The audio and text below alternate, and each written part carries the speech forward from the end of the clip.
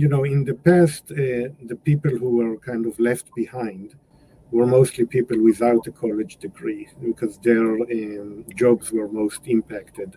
I wonder if with the generative AI, the group of the left behind will grow and a few of the college grads will join them because now they will be left behind. Their jobs will be significantly impacted. So, kind of the pool of the people who are left behind is going to become larger and larger. Welcome back, everyone, to the Geeks, Geezers, and Googleization Show, the home of Googleization Nation, where we talk with HR and business thought leaders about the crazy, never normal shift going on all around us. Our goal is to bring you ways to reimagine tomorrow and explore the ever-changing convergence of people, business, and technology. Here is your host, Ira Wolfe. Well, welcome back, everyone, to the Geeks, Geezers, and Googleization Show. Thank you for being part of Googleization Nation. I'm Ira Wolfe. If you think this is just another podcast, think again. This is the voice of the most important conversations on the future of work confronting business, leaders, and people today. Our goal is to bring you ways to reimagine tomorrow and explore the ever-changing convergence of business, technology, and people. Well, this is the first live show of our 7th season. It's hard to believe. 2018 is when we started. Living up to our Googleization theme of adapting at the speed of change, you'll probably notice a few changes of our own. First of all, Jason Cochran, my co-host and friend for the last 2.5 years, is not by my virtual side.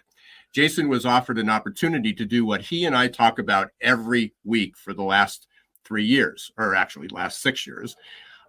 He left for an opportunity to help businesses implement creating a better employee experience and life for all workers. So we wish the best for Jason, and I'm sure he'll be back at some point. Unfortunately, his schedule didn't permit the opportunity to do it now, so I'll be hosting solo. But change always opens up new opportunities, and not being one to hesitate to walk through those doors, sometimes burst through those doors, I decided to change up the format a bit.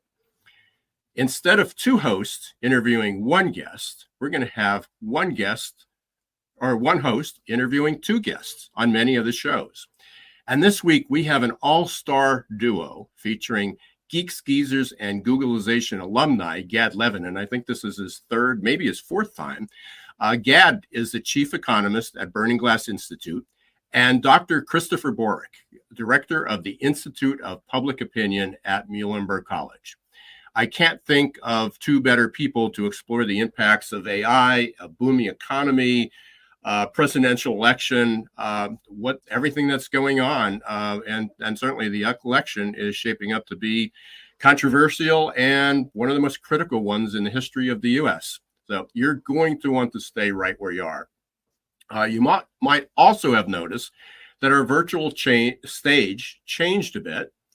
When I started Geeks, Geezers, and Googleization back in 2018, my co-host with Keith Pagna, our first home was for W4CY Radio. We were just doing audio at the time. Well, we took a break for about 3 years, but now we came back as they grew and they entered the video world, and we've been doing video for a while. So in addition to broadcasting live on our usual platforms like LinkedIn, YouTube, Facebook, we're now live on W4CY and Talk4 TV. We're reaching a potential audience of almost 2 million people through all the platforms that we're on. So the video replays will continue to be available on all the usual platforms, such as Roku, Apple, Spotify, or wherever and however you listen to podcasts. To make it easy to watch each week on W4CY on your mobile devices, simply download the W4CY app on whichever platform you're using, or you can subscribe to the YouTube channel, W4CY's or mine at Ira Wolfe, and you will get notified when we go live. Before we get to this week's guests, it's time for the perfect labor story. This is the segment I get to bring to your attention a disruptive, surprising, or worrisome trend that I believe you should know. Well, according to PwC's 27th annual Global CEO Survey, released just about 3 weeks ago, nearly 45% of global CEOs believe their companies would no longer be viable in 10 years if they continued on their current path. Just a few years ago, just 1 year ago, it was only 40%. So there's a 10% increase in just 1 year that they don't think that the pace of change is going to allow them to be economically viable again a decade from now. The number is even more discouraging for companies generating revenues of under $100 million. I believe it was over 55%. Don't believe they'll be around. So, and a few months earlier, McKinsey released its State of Organizations report, and the forecast wasn't much better, especially for managers who are waiting for change to slow down for them to catch up. Only 5%, that's correct, 5 single digits of respondents said their organizations have the capabilities that they need. So glad we've got these two experts on to help us figure that out, what they need to do. McKinsey calls it a capability chasm, and a chasm it is. Part of the reason might be because leadership feels that between 20 and 30% of critical roles in their organizations aren't filled by the appropriate people. And finally, more than 1/3 of leaders listed managing immediate crisis or getting the same work done with fewer resources is a top priority. That means deploying resources, including people, where they matter the most, efficiently and quickly. That requires adaptability, what you've heard me talk about for the last 4 years as high high AQ. But studies show that only 1 out of 4 employees have high AQ, high enough to keep up with the accelerating pace of change we're experiencing. And that, Googleization Nation, is why I've been warning about the perfect labor storm for the last 25 years. Well, it's now time for many of those companies to pay the piper who didn't respond, which leads me into why we're here today. Gad Levanon is chief economist of the Burning Glass Institute. He previously was with the Conference Board, where I met him, where he was the founder of the Labor Market Institute. His research focuses on trends in the U.S. and global labor markets, the U.S. economy, and their impact on employers. Gad's one of my favorite connections on LinkedIn. I encourage you to connect with him because almost every day, if not more than once a day, Gad offers a steady diet of data-driven stats and trends about jobs, labor, and the economy that are just mind-blowing. He does magic with these numbers. Dr. Christopher Borick is a professor of political science and director of the Muhlenberg College Institute of Public Opinion. In his career, he's conducted over 300 national, state, and regional public opinion surveys, and he provided analysis for the BBC, NPR, CBS News, CNN, NBC Nightly News, and many others. As a director of the Institute, Chris is a pretty popular guy, as you can imagine these days, during the election. So I'm really pleased he's agreed to join us. Welcome, Gad and Chris. Pleasure to be here.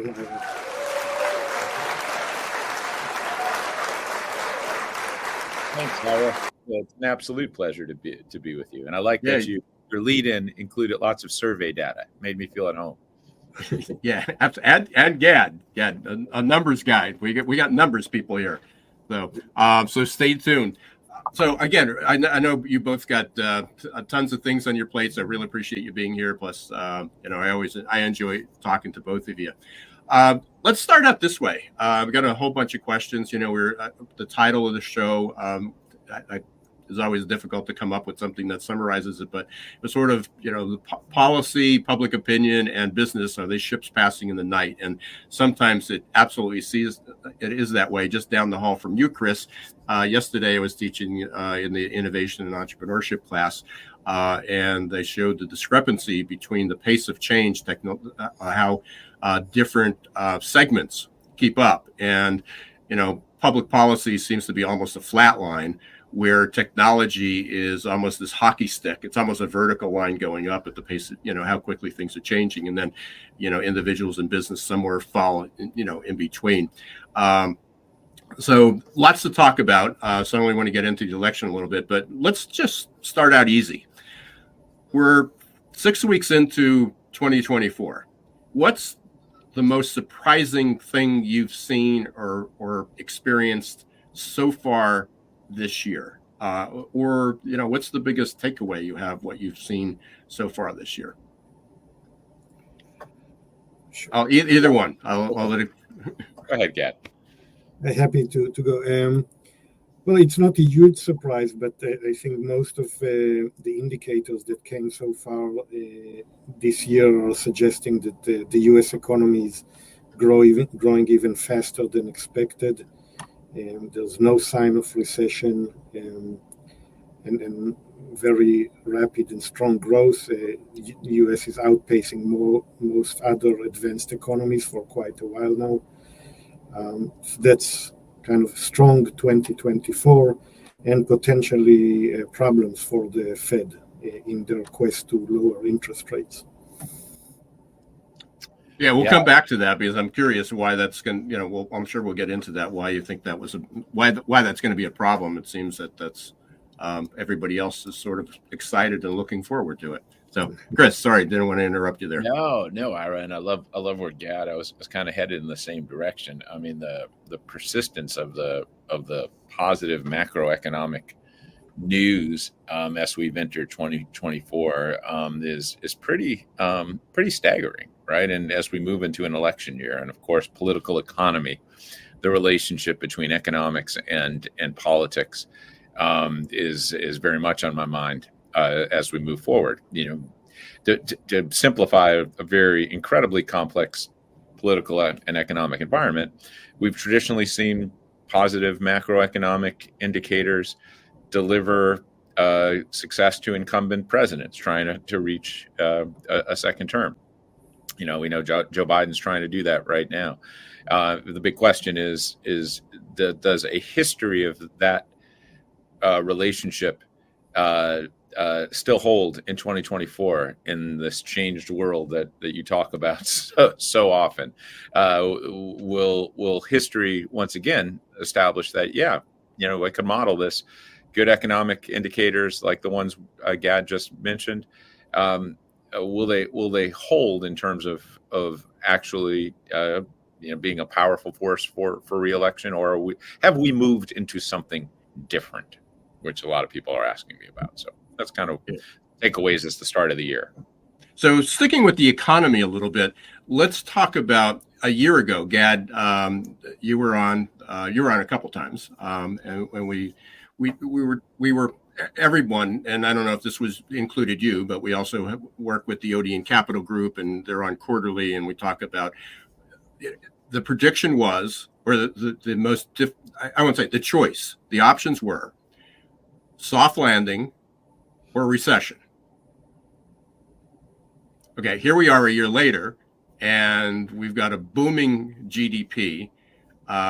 We've got an incredibly the stock market is going crazy. Labor numbers just the other day came out to 340,000 new jobs. That doesn't seem like we're talking soft landing or recession anymore. And which goes back to what you were talking about, Chris, with the economy. I mean, that should just be a lock for Biden. And again, we don't want to go into, we're not political choices, we're just talking about this. But that should, in history, be a lock for that. No brainer. And it's not. Gad, I guess with all the numbers and all the forecasting and all the trends, and we talk about this being in completely VUCA time, volatile, uncertain, complex, and ambiguous, how did so many people get it wrong? I think the U.S. consumer, I would say that's part of you should never underestimate the willingness of the U.S. consumer to consume. That was probably just kept on consuming and seems to be continuing to consume and growing consumption significantly. I do think that one of the positive surprises that inflation came down faster than most expected, faster than I expected. I still wouldn't celebrate yet. I think it's not clear that we are safely at around 2%, which is the Fed's target for inflation. And especially with such a strong employment growth, as you mentioned, the labor market is likely to remain tight, and wage growth is also still well above pre-pandemic levels. So that could also threaten the inflation target. There was a question that just flew out of my head there, Gad. So, as we talk about the labor markets, and you just did a really nice piece talking about the regional differences as well. So again, when we talk about, and Chris, this certainly falls in your world with public opinion, and I know you've done a lot of work in the state of Pennsylvania with surveys. We can talk about something that you just released back about 6 weeks ago, maybe or so, the discrepancies. But it's going back to James Carville's description of Pennsylvania. We had Philadelphia, Ohio, or Philadelphia, the Midwest, and Kentucky. We're like the three regions of Pennsylvania. And here we are, so there's wide differences even within our state, discrepancies. Gad, you've just published some data on the huge discrepancies regionally with people that are thriving, but some are being left behind. And it's not only within regions, it's within a lot of demographics.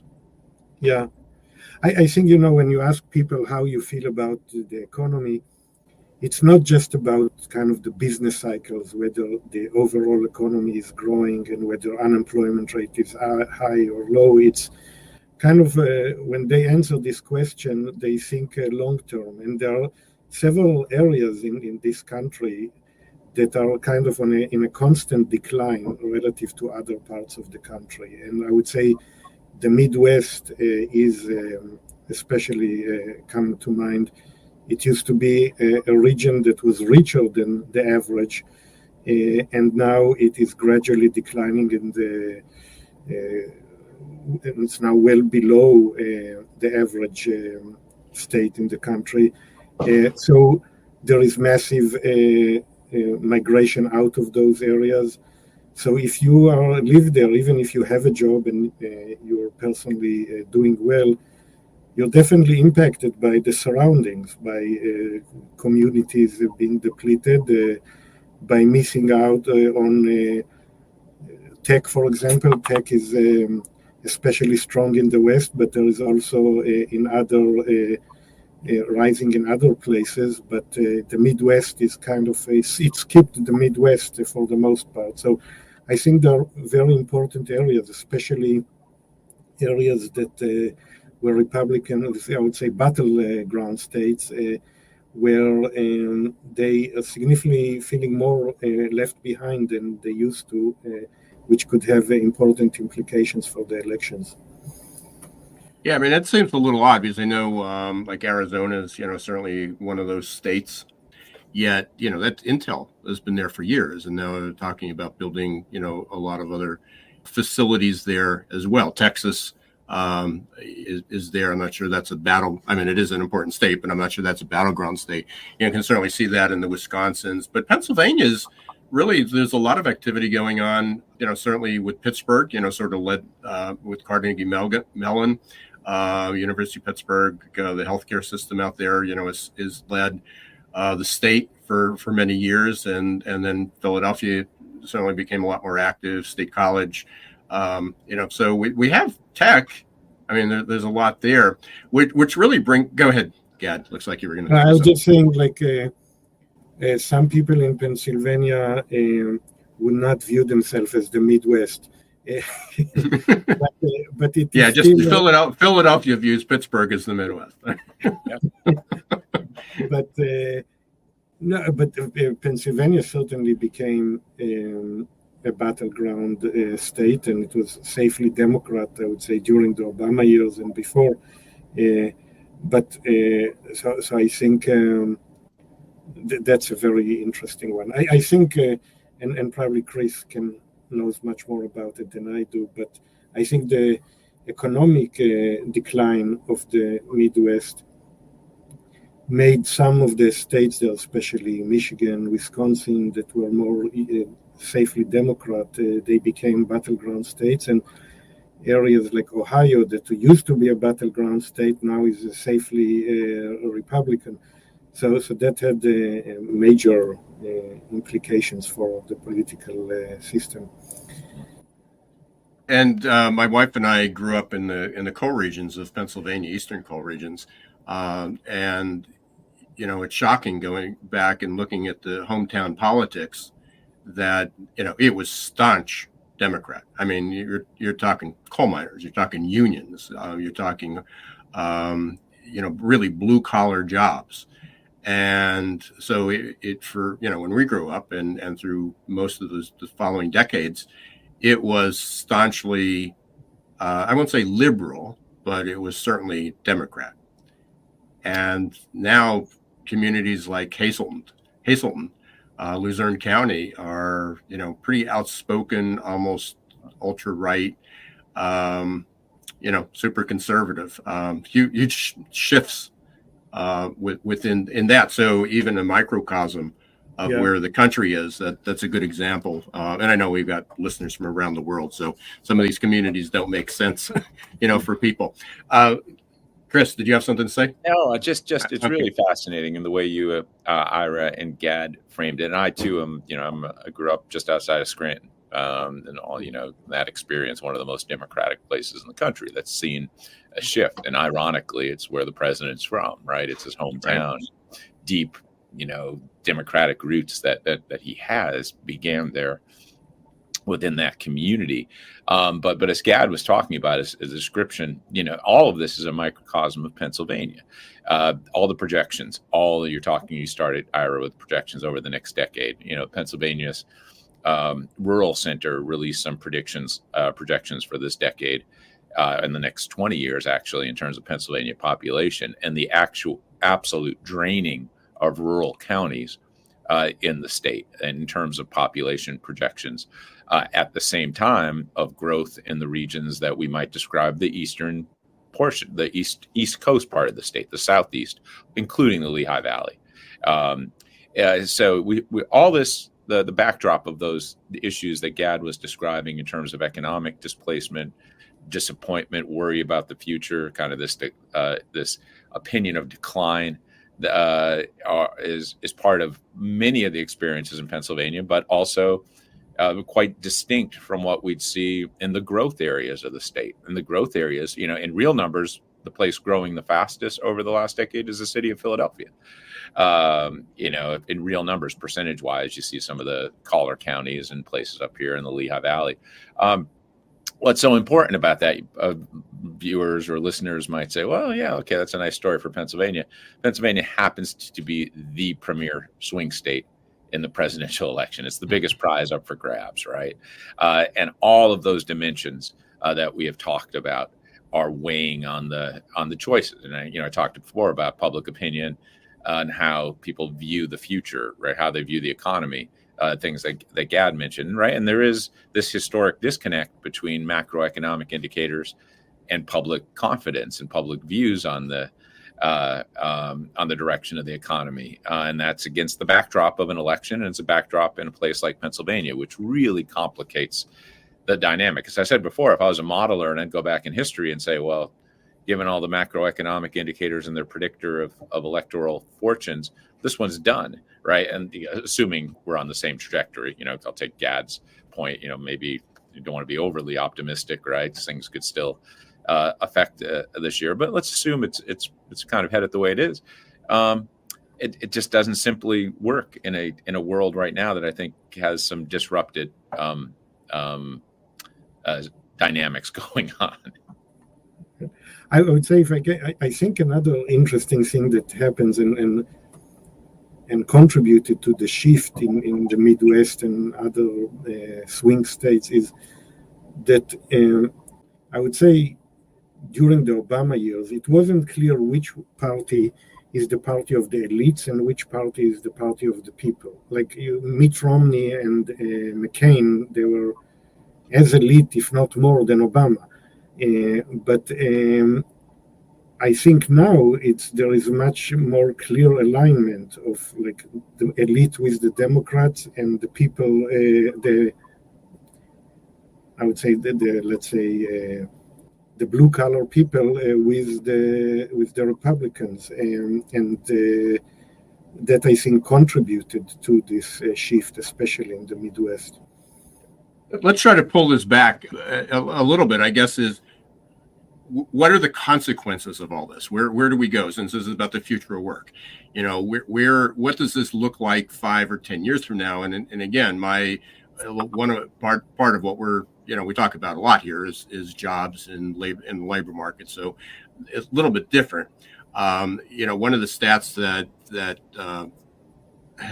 I've been throwing out for quite a while, and some of the research probably came from Gad as well, is that if you look at the trends going back when the baby boomers entered the market, the largest generation ever, we were creating 2.5 million. It wasn't new jobs, but there was 2.5 million new people, potential workers, coming into the workforce every year. So for 20 years, that was, and then we hit Gen X, which was about half the size of that. So just for reference, Gen X sort of born 1965, 1980-ish, give that period of time. But it was about half the size of the boomers, but the economy slowed. It was the 80s. So when they started to enter the workforce, it wasn't that impactful. And we didn't notice that. Plus, the baby boomers were still aging, and there was still this wave of baby boomers. So we dropped from about 2.5 million new potential bodies, new workers, plus immigration. That was just births that we had. And then it escalated again with the millennials, and we're back to about 2.5 million potential workers.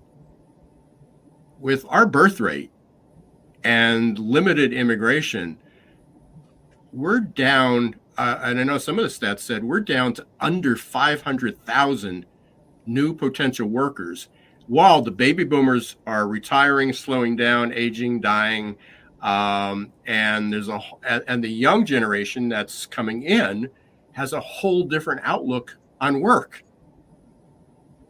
So when we talk about tight labor markets, I'm not seeing how that changes. So going to the future, I'd like to hear your commentary on that.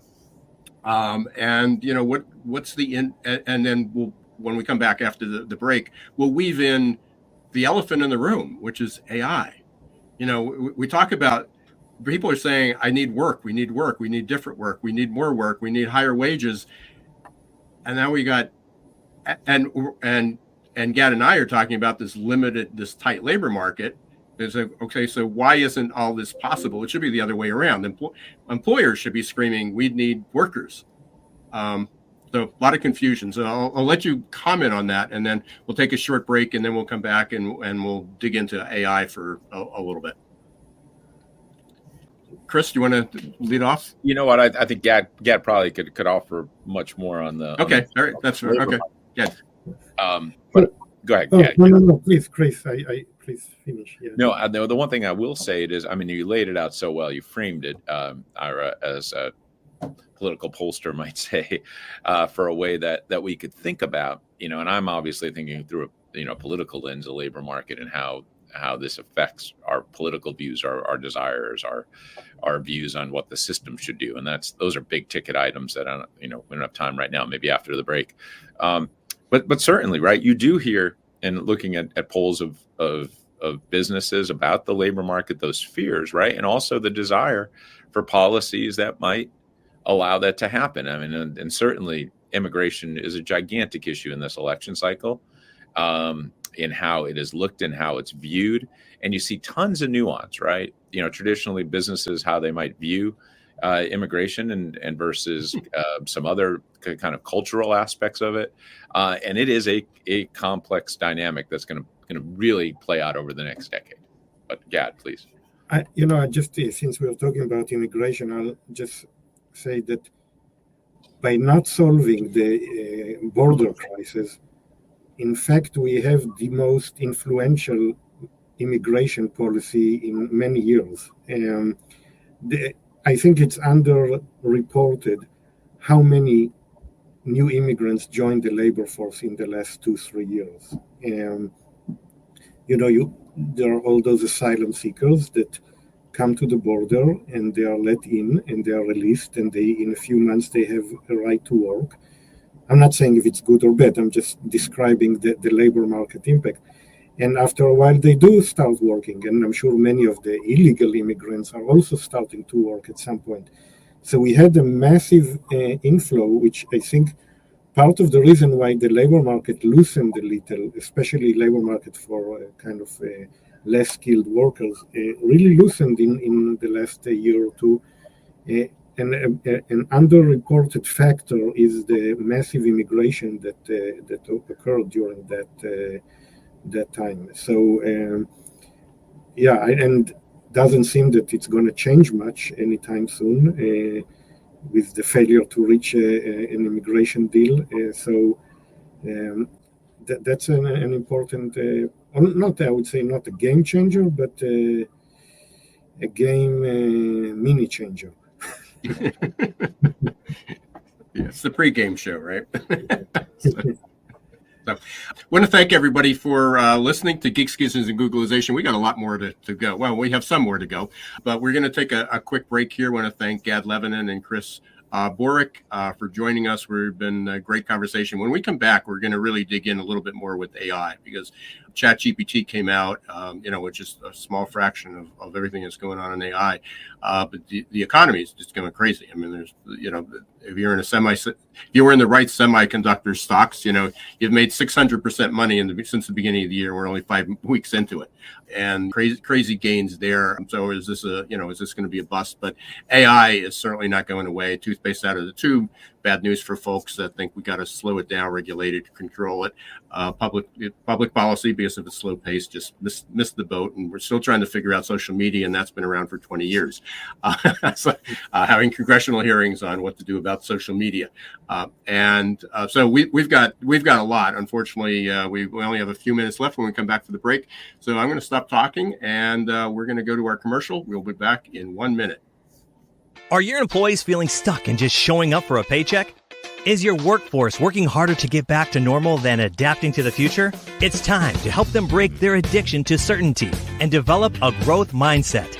Developed by one of the world's top-rated future of work thought leaders, AQ Plus Mindset is a powerful tool to help your employees embrace change, adapt faster, and grow on the job.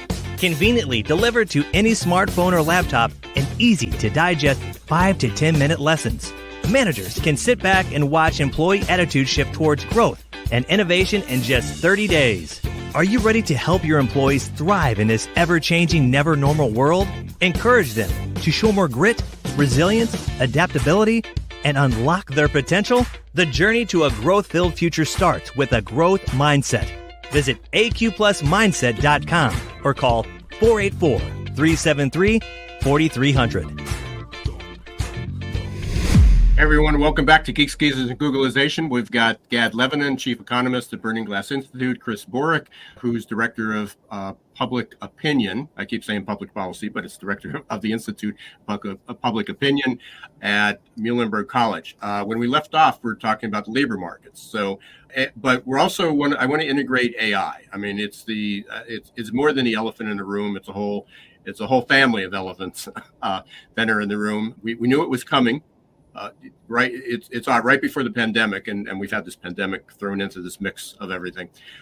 But right before the pandemic, just a few months before, at the Lehigh Valley Chamber of Commerce, we had a Future of Work Summit. It was Future of Work 2030, and I gave the keynote there, and I talked about what things were going to look like in 2030, and then bam, 6 months later, here we are. So we sort of missed we missed our projection by a decade, but we're living within that.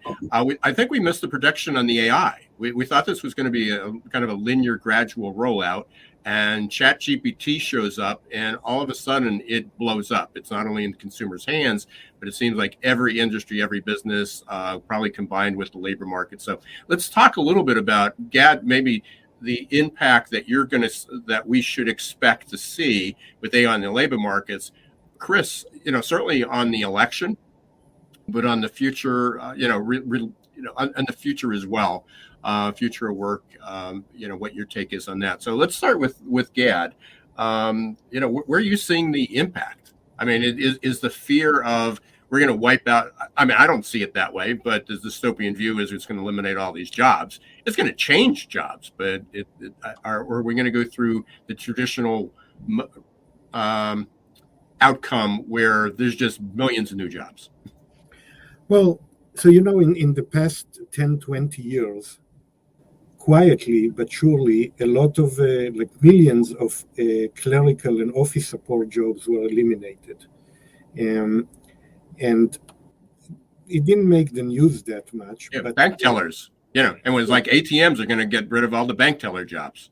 Well, it didn't at the beginning, but eventually now we have half of the number of bank tellers that we used to. So I think what will happen is a continuation of that, perhaps a little faster, and perhaps more importantly, it won't be just clerical and office support. It will move up to the white collar professionals, and we will see that. But it's not necessarily going to happen through massive layoffs. Even if a company wants to reduce its workforce in a certain role, they don't need to fire a lot of people immediately. They can just stop hiring for those roles and let attrition do its job. And after a while, you'll see a significant reduction. I think we will see a lot of that. I do believe that it's a big deal, that the technological improvement here is real, and eventually there will be much fewer jobs in many occupations that are highly exposed to AI. But go ahead. I was going to say, I didn't want to interrupt, but I think one of the things that's there is that one of the stats is that 2/3 of all jobs will be 1/3 automated or changed, requiring 2/3 of, and that just doesn't include. I mean, one time when we talked about automation, it was a blue collar, it was a line worker, and now we're talking about, we're talking everything from doctors, attorneys, accountants, professors. I mean, every industry is going to be affected, and it doesn't mean it's going to eliminate those jobs, but it's going to change those jobs. Everybody's going to have to learn. It doesn't mean that everybody can work 2/3 of the time. I know that's the abundance theory and the singularity theory that, we'll only have to work 20 hours a week and everybody will be able to thrive. The reality is that we're still going to have these 40 and 50-hour weeks that we all put in to get paid. But what we do is going to change, and how we get our work done is going to get changed. So that to me is the scariest part of creating this class of people who just says, I'm too old to learn how to do this, or they don't have an opportunity to learn some of these skills. Chris, where is AI affecting your world other than misinformation? so many, and in the misinformation is one of the big components, right? And it is so challenging. And I'm certainly not the expert that both of you are in terms of labor markets, but, thinking it from in my field, public opinion research, enormous when we're at our conferences, amount of attention paid to AI and how that either fits in as a benefit, a complement to the work, a substitute for the work, all the things that we could think about. It's so, and then as you know, Ira, in the education field, right? As you mentioned, professors among the occupations, not only, how we embrace AI within our pedagogy or try to limit AI within our pedagogy, but also in what we actually do, the performance. So I think the big challenge is going to be for everyone across industries, including the ones that I'm part of, is to identify the human value added components, right? What will AI do? What will humans, what value do they add specifically that AI can't capture, and how do we weave those things together? So it's a incredibly dynamic kind of moment, right, for everything. And I certainly don't have a ton of answers. In the electoral process, in the political area, which I spend my time thinking about, certainly AI is already, we've seen it enter into campaigns and in the way that people are worried about the most nefarious ways, right? With AI generated messaging and calls, and the Biden in New Hampshire already, we've seen that as an example. That there'll just be more of that. I guess the good news is it means we're creating jobs for people, either creating it or uncovering it or protecting it. And that is, you're right. And it's not trivial, right? On both sides, and who it replaces, but it is new opportunities and new regulatory. And from my perspective, the thing that I'm really fascinated, and I think the challenge is the regulatory structures, infrastructure to deal with this, right? And how we will deal with that on an electoral process. Imagine elections, right, where they might be majorly affected. And this is not kind of scare tactics, but some on election day, a really successful AI generated campaign that dissuades voters from showing up for various reasons, right? That's believable, and how we might deal with that through our laws that are simply not designed for that. So major challenges ahead. I'm optimistic they could be addressed. Politics moves glacially compared to all the other things that you folks are studying and looking at. But ultimately, it can find ways to at least buffer some of the most challenging aspects of it. I have a potential theory. I'm curious what you think about that, Chris. So, in the past, the people who were kind of left behind were mostly people without a college degree, because their jobs were most impacted. I wonder if with the generative AI, the group of the left behind will grow, and a few of the college grads will join them, because now they will be left behind. Their jobs will be significantly impacted. So kind of the pool of the people who are left behind is going to become larger and larger.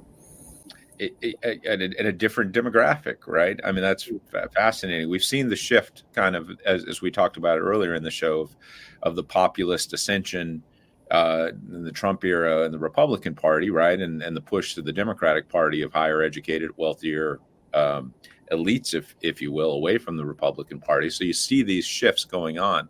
And often, historically, we've seen labor markets and labor challenges reorientate political alliances, right? Over time, these realignments that we have. And absolutely, I mean, if you see a major disruption in terms of economics driven by AI among that cohort that we're talking about of higher educated professionals, you could I'm going to use the word strange bedfellows, but you can create some really kind of aligned groups politically that might have some transformative properties within the electoral process.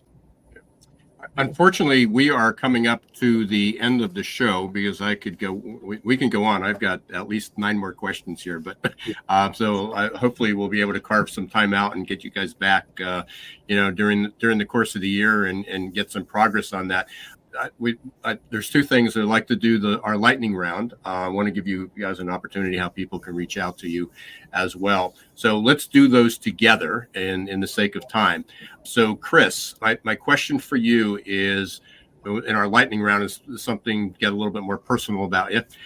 What's something that people often get wrong about you, and how can they reach you? One is that I follow politics nonstop, right? That I go home. Well, we know that about you. Yeah, and all I do is watch every show, and I know every bit of information. So I'm hopefully once I leave, I spend more time running or watching Philly sports than I do just simply watching cable news. And you can get it. I'm very easily reached. You can reach me right through the Institute of Public Opinions, easily found with a simple search. And I try to be as responsive as possible. So I'm hopefully very easily reached. I'm sure you'll be quite. I could have been more lightning with that.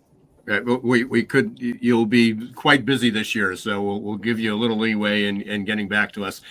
We will also put the links. I'll put a few links into the show notes. Gad, same thing. What's something people that often get wrong about you? I don't know what people think about me, so I don't know if they got it wrong or right. I guess I am not a typical economist in my nature and behavior, so that's maybe one thing that people have, like this image of economists. How to reach me? I'm, as you mentioned earlier, I'm very active on LinkedIn.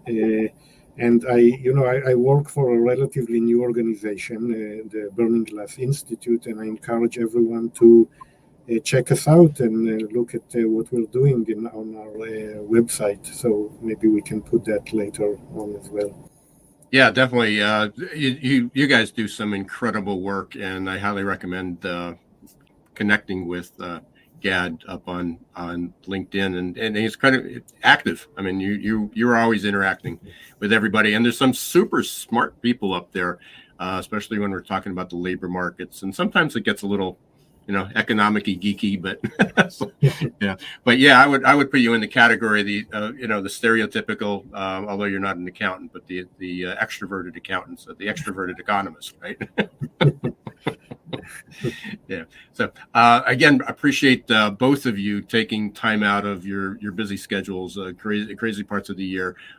So many other things to be able to chat about, and hopefully that will be able to get you back on. Hopefully everybody enjoyed the show today. The first next week, this month we've got some great guests, and again on the new format. Next week we have her name's Jody Padar. She is really looking at what we're going to be talking about what accounting is going to look like in the future of work. So we got Bill Keller, who is he has a global staffing firm, and he works with almost exclusively with with businesses, helping them with their accounting. And then Jody is really almost a futurist in that regard about the accounting, but many of the trends there will fall that over. Following week, we got our two favorite neuroscientists back, or two of our neuroscientists back, and what the effect is going to of work and people is going to be on that. So we got Paul Zach and Zach Mercurio, and then we have the Odeon Capital Group at the end of the month. So we'll be talking about the economy again. So appreciate everybody being part of that. Again, you can download the W4CY app, or you can subscribe to my YouTube channel at youtube.com/Ira Wolfe. Connect with me on LinkedIn. Let's go to Apple, Spotify, Roku. We're everywhere. Again, thanks for being part of Googlization Nation. If you haven't joined yet, please do. It's free. Just go to googlizationnation.com. I want to extend a special thanks to both Gad and Chris for being here today, our listeners for tuning in. If you haven't subscribed to us on your platform, if you listen to us, please do so. Leave a review. And until next time, don't let the shift your plan. Thanks for watching Geeks, Geezers, and Googlization. Be sure to listen to the podcast and follow us on YouTube. This show was produced and edited by Hilton Productions.